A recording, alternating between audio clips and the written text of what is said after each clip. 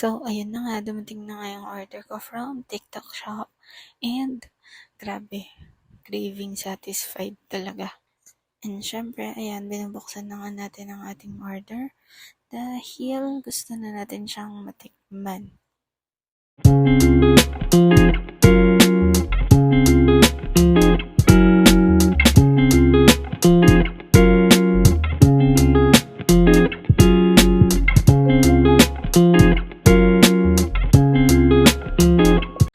Tada! And ito na nga siya. It's dried mango. So, sobrang hilig ko din naman kasi talaga sa dried mangoes. Kaya, trinay ko tong orderin sa TikTok.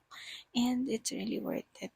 No? So, nag-order lang muna ako ng maliit para matikman siya kung masarap ba or baka, syempre, no? Titikman lang talaga muna natin siya. And ayan na nga ang ating dried mangoes. So, tara guys, samahan niyo ako na tikman. In-order ko sa TikTok shop. By the way guys, lalagay ko yung link nito sa description para makita nyo and maka-order din kayo. Sobrang sarap niya guys. Worth it naman siya. So, parang sa isang upuan ko ata, naubos ko na agad yung isang pack. Actually, 1.5 pack. Agad yung nakain ko. Kaya, bili na kayo, order na kayo. So, ayan, nalata naman na nasasarapan ako sa pagkain, di ba? So, alam niya na guys, magpabudol na din kayo. Try niyo na rin tikman ang dried mangoes na to.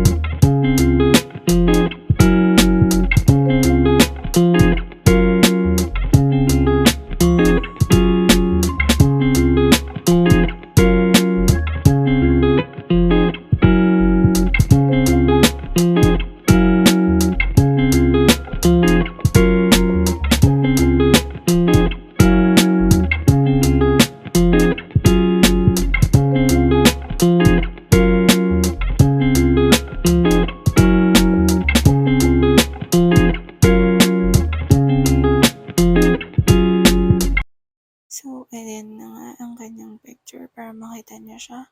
Yan, syempre, nag-model muna tayo dito, diba? So, yan lang. Bye, ka-fam! Don't forget to like, share, and comment, and follow my YouTube channel.